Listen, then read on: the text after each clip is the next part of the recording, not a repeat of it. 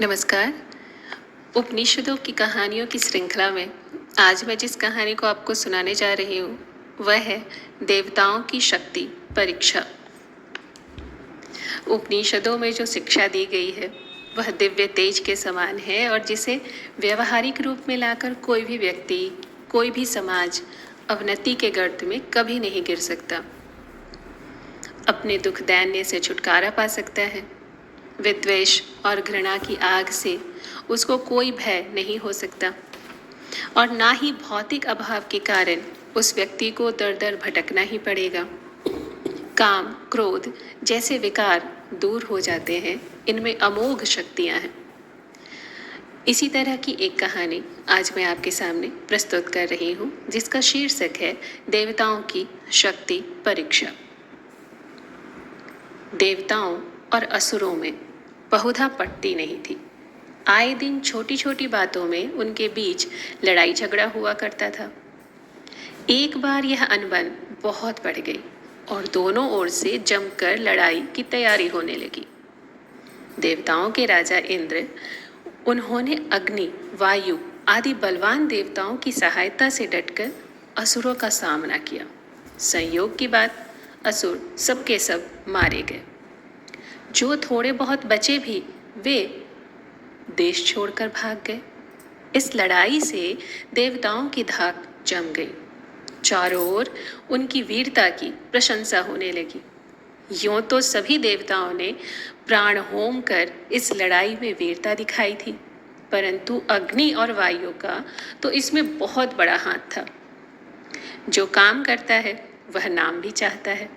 नाम का लोभ ही ऐसा होता है कि लोग प्राणों की कोई चिंता न करके बड़े से बड़ा काम कर डालते हैं।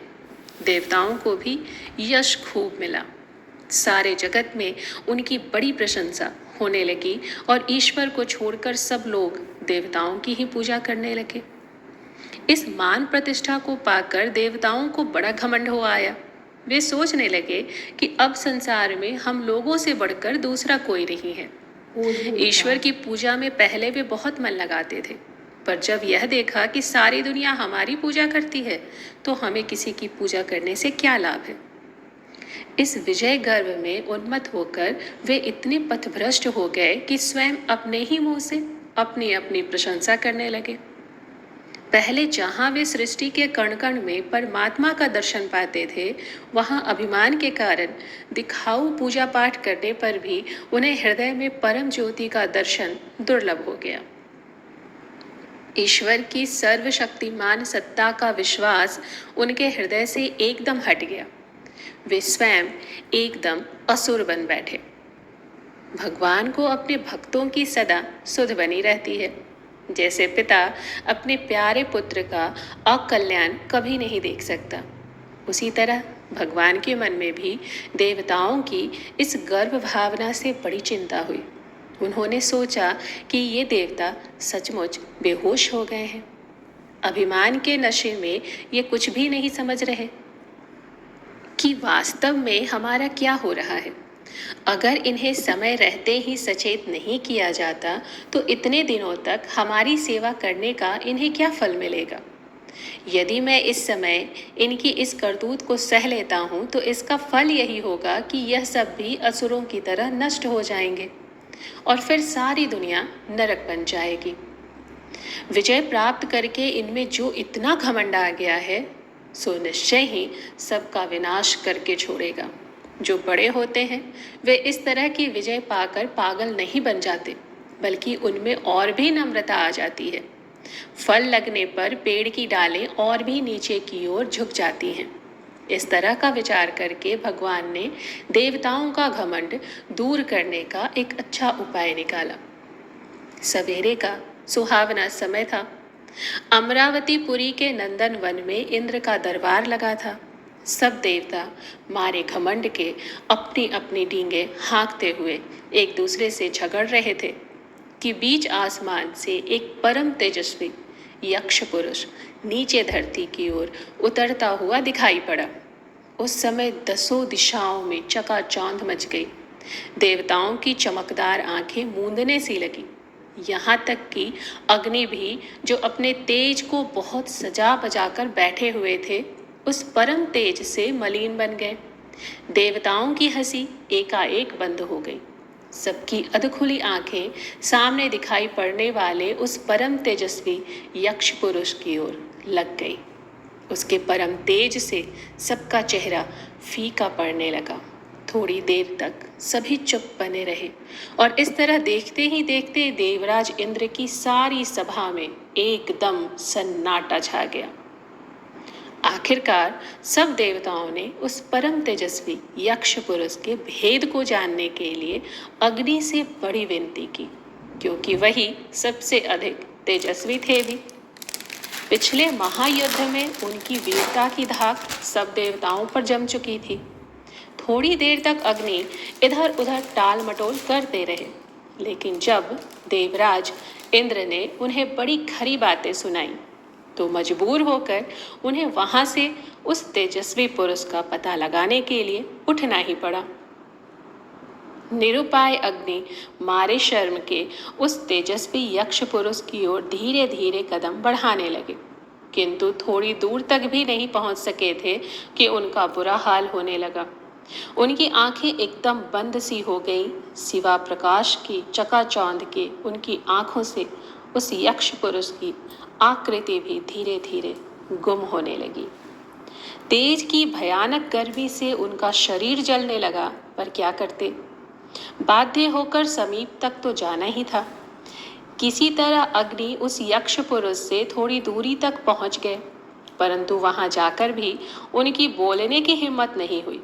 थोड़ी देर तक आंखें बंद कर वह असह्य ताप सहते हुए किसी तरह केवल खड़े भर रहे। भगवान को दया आई। अपनी मंद मुस्कुराहट से आकाश और दिशाओं को उद्भासित करते हुए वह बोला, भाई तुम कौन हो? इस तरह यहाँ खड़े होने का तुम्हारा उद्देश्य क्या है? अग्नि का तेज अभी इतना गला तो था नहीं। स्वर को बनावटी ढंग से गंभीर बनाते हुए उन्होंने कहा, मेरा नाम अग्नि है। कोई कोई मुझे जात वेदा भी कहता है। मैं जानना चाहता हूँ कि आप कौन हैं। भगवान ने देखा कि अग्नि का स्वर कितना बनावटी है और इससे घमंड की बू तनिक भी कम नहीं हुई है। भीतर की बातें बाहर लाने के लिए उन्होंने पूछा, भाई अग्नि, क्या मुझे यह बतला सकते हो कि तुम्हारा काम क्या है? अग्नि को उस तेजस्वी पुरुष की इन विनयपूर्ण बातों से और बढ़ावा मिला। आंखों को खोलने की चेष्टा करते हुए उन्होंने कहा, तेजस्वी पुरुष, क्या आपको अग्नि का पराक्रम मालूम नहीं है?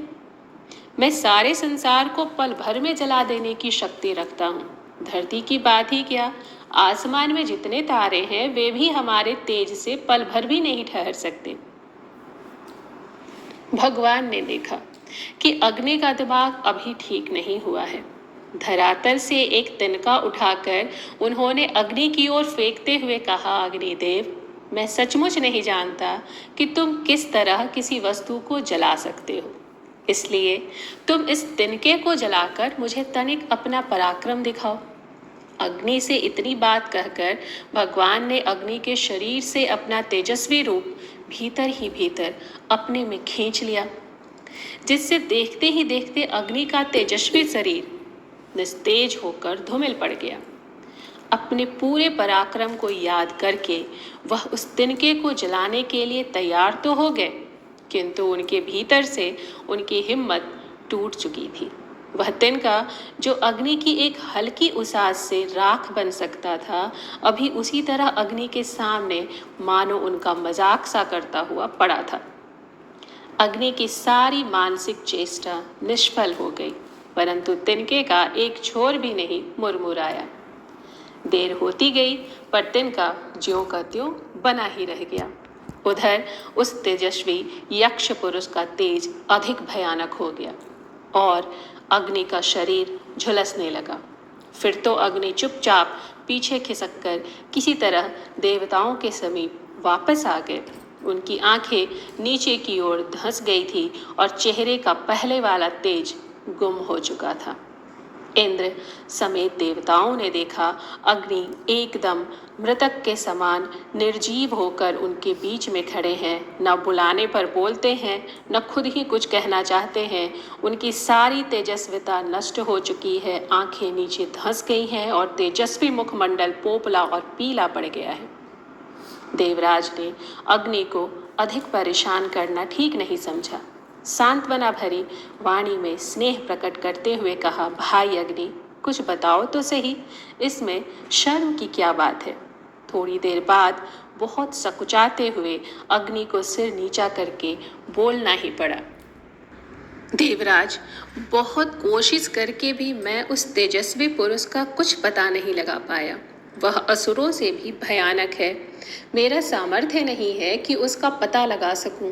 देव सभा में अग्नि की इन निराशा भरी बातों से गहरा आतंक छा गया। सब चुप हो गए। थोड़ी देर तक चुप रहने के बाद इंद्र ने वायु की ओर ताका। उस समय उनका भी बुरा हाल हो रहा था, क्योंकि कुछ देर पहले अग्नि के बाद अपनी वीरता की लंबी डींगे हाँकने में वह भी सबसे आगे थे।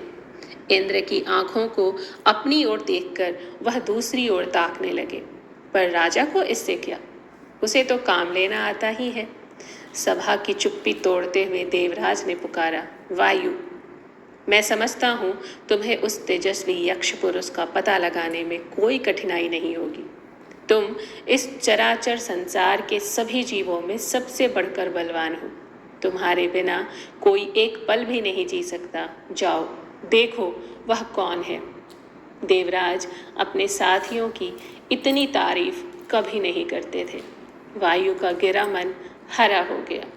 वह जाने को तैयार होकर आगे बढ़े, पर थोड़ी ही दूर जाने के बाद उस तेजस्वी पुरुष के तेज पुंज की ओर ताकना भी वायु के लिए बड़ा कठिन हो गया। किसी तरह कुछ दूर चलकर वह भी उसके समीप खड़े हो गए, पर पूछने की हिम्मत उनमें भी शेष नहीं रह गई। दीन दशा में वायु को थोड़ी देर तक खड़ा रहने के बाद उस तेजस्वी पुरुष ने पूछा, भाई तुम कौन हो? यहाँ आने का तुम्हारा उद्देश्य क्या है? वायु को कुछ ढाढ़स हुआ। शरीर को कुछ सजीव बनाने की चेष्टा करते हुए उन्होंने कहा, सौम्य, मेरा नाम वायु है। सारे संसार का जीवन मेरे हाथ में रहता है, क्या तुम मुझे जानते नहीं? सारी पृथ्वी की सुगंध मैं अपने में समेट कर बहता हूँ, इसी से कोई कोई मुझे गंधवाह भी कहते हैं। संसार की कोई वस्तु आसमान में नहीं चल सकती, पर मैं वहाँ भी बेरोक टोक चलता हूँ। मेरा नाम सभी जानते हैं, इस तरह मेरे कई नाम हैं। क्या आज तक तुमने मेरा एक भी नाम नहीं सुना है? मुस्कुराते हुए तेजस्वी पुरुष ने वायु के बनावटी चेहरे पर एक नजर डाली। वायु का रहा सहा धीरज भी जाता रहा। आंखें एकदम मुंद गई, नसों में सनसनाहट पैदा हो गई। तेजस्वी पुरुष ने कहा, भाई, नाम तो मैंने तुम्हारा अवश्य कहीं सुना है, पर काम देखना चाहता हूँ। क्या तुम अपने काम के बारे में कुछ बतला सकते हो? वायु को विश्वास हो गया कि जो मेरा नाम जानता है वह मेरी प्रतिष्ठा भी करेगा। उसके सामने अपने कामों को दिखा देना ठीक ही है। बलपूर्वक स्वर को कुछ गंभीर बनाते हुए उन्होंने कहा, मैं इस सारे ब्रह्मांड को हिला सकता हूँ, आसमान के तारों और ग्रहों को गिरा सकता हूँ। इन पहाड़ों और पेड़ों की क्या शक्ति है जो मेरे सामने थोड़ी देर भी टिक सके? यह सुनकर भगवान ने घमंडी वायु के शरीर को निस्तेज करते हुए अपना सारा तेज पल भर में खींच लिया, जिससे वह गिरते गिरते बचे। परंतु एक बार डिंग हाँक कर भागना भी सरल नहीं था। वह तिनका अभी उसी जगह पड़ा था। भगवान ने कहा, भाई, यह जो तिनका तुम्हारे सामने पड़ा हुआ है उसे उड़ाकर दूर तो कर दो, क्योंकि तभी मुझे तुम्हारी शक्ति पर कुछ विश्वास होगा। वायु ने अपनी सारी शक्ति लगा दी, पर तिनका ज्यों का त्यों पड़ा रहा। उस समय वह हिमालय से बढ़कर भारी बन गया। उड़ना तो दूर, उसमें कंपन भी नहीं हुआ। निश्चेष्ट वायु बड़ी देर तक बल आजमाते रहे, पर सब बेकार रहा। आखिरकार सिर नीचे कर चुपके से वह पीछे चले आए और किसी तरह चुपचाप आकर देव सभा के एक कोने में छिप से गए। देवराज इंद्र ने वायु का उदास चेहरा देखकर सब कुछ ताड़ लिया। सारी देव सभा मूर्तियों की तरह निश्चेष्ट होकर बैठी रही। थोड़ी देर तक चुप रहने के बाद देवराज ने पूछा, भाई वायु, वहां का कुछ हाल तो बताओ। इस तरह शर्माने की जरूरत नहीं है। मैं जानता हूं कि अपनी शक्ति भर तुमने प्रयत्न अवश्य किया होगा। वायु ने विनीत स्वर में कहा, देवराज, वह अद्भुत तेजस्वी यक्ष पुरुष पता नहीं कौन है। मैं उसका कुछ भी भेद नहीं जान सका। वायु की निराश बातें सुन देवताओं के होश गुम हो गए। काटो तो खून नहीं। जिस वायु और अग्नि के बल का उन्हें घमंड था, जब उनका यह हाल हुआ तो पता नहीं अब कौन सी नई विपदा आने वाली है। सभी बड़े सोच में पड़ गए। देवताओं के गुरु बृहस्पति परम बुद्धिमान और भविष्यदर्शी थे। उन्हें अग्नि और वायु की गर्व भरी बातें जरा भी नहीं सुहाती थी। इसलिए उन लोगों की इस अप्रतिष्ठा से उन्हें तनिक भी अफसोस नहीं हुआ। अपने ऊंचे आसन से उन्होंने एक बार सबकी ओर दृष्टि फेरते हुए इंद्र से कहा, देवराज, उस तेजस्वी पुरुष का पता आपको छोड़कर किसी दूसरे से नहीं लगेगा। कृपा कर आप ही जाकर उनका पता लगाइए और सबको निश्चिंत कीजिए। इंद्र विवश थे। लाचार होकर उन्हें स्वयं उस तेजस्वी पुरुष के पास जाना पड़ा।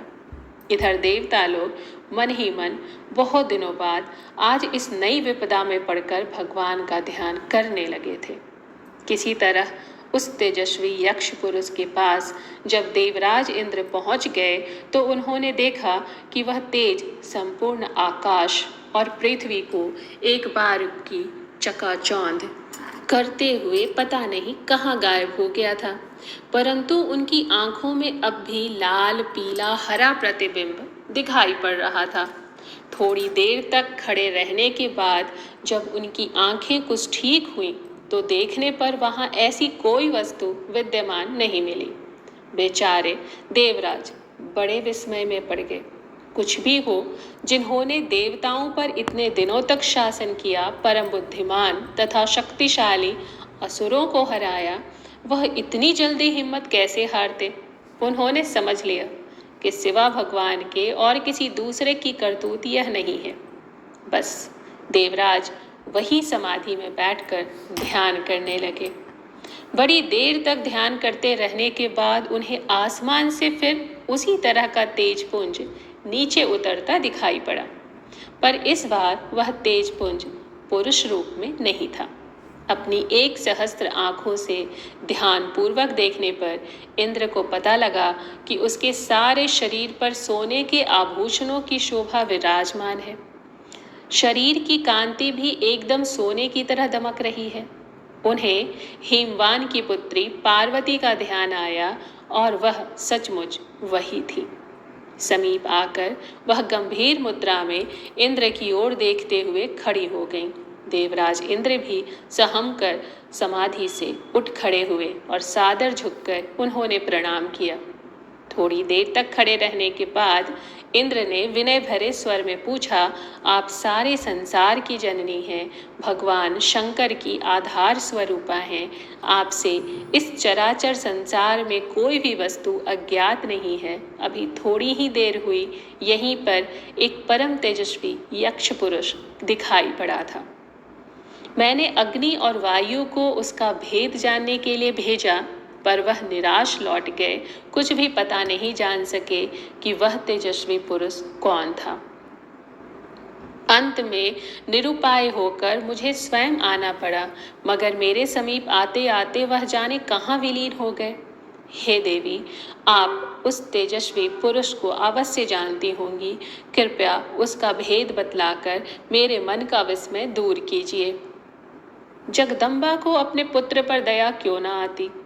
अपने मुख चंद्र के हास्य रूप अमृत से इंद्र के मुरझाए हुए चेहरे को सींचती हुई वह बोली, वत्स, वह तेजस्वी पुरुष कोई और नहीं, साक्षात ब्रह्मा थे, जिनका भेद अग्नि और वायु तो क्या सारे संसार में ऐसा कोई नहीं है जो जान सके। वह सबका उपकार करते हैं और सबका विनाश भी। अच्छे काम करने वालों के वह साथी हैं और बुरे काम करने वालों के शत्रु। उन्होंने असुरों का विनाश किया है, तुम सब तो एक दिखावटी बहाने थे। उनकी इच्छा के बिना कोई चींटी भी टांग नहीं टेढ़ी कर सकती। अग्नि और वायु ने बहुत चाहा कि उस तिनके का कुछ बिगाड़ सके, मगर जब उनकी इच्छा नहीं थी तो वो नहीं कर सके। उसी ब्रह्मा की महिमा से तुम्हारे शत्रु असुरों का विनाश हुआ, क्योंकि वे हमेशा बुरे कामों में लगे रहते थे। मगर तुम लोगों ने यह समझ लिया कि असुरों का विनाश तुम सबों ने किया है, और इसकी वजह से तुम सब में घोर अभिमान छा गया। उस अभिमान को छोड़ दो, वही सब पापों की जड़ है। भगवान पाप से बड़ी घृणा करते हैं। वह किसी पाप करने वाले से घृणा नहीं करते, बल्कि उसके अवगुणों से करते हैं। अवगुणों को छोड़ देने पर पापी भी पापी से भक्त बन जाता है। थोड़े में यही समझ लो कि इस संसार में वही सबसे बड़ा दयालु और सबसे बड़ा शक्तिशाली है। अपने अभिमान को जो छोड़ दे और वह ईश्वर का प्रिय पात्र बन जाए। भगवती पार्वती की इन बातों ने देवराज इंद्र पर अनुपम प्रभाव डाल दिया। उनकी अभिमान से काली आत्मा इस उपदेश रूपी अमृत से धुलकर चमक उठी। आंखों से कृतज्ञता के आंसू निकल पड़े और हृदय की सारी जलन बाहर हो गई। माता के चरणों में गिरकर उन्होंने उनका वरदान मांगा।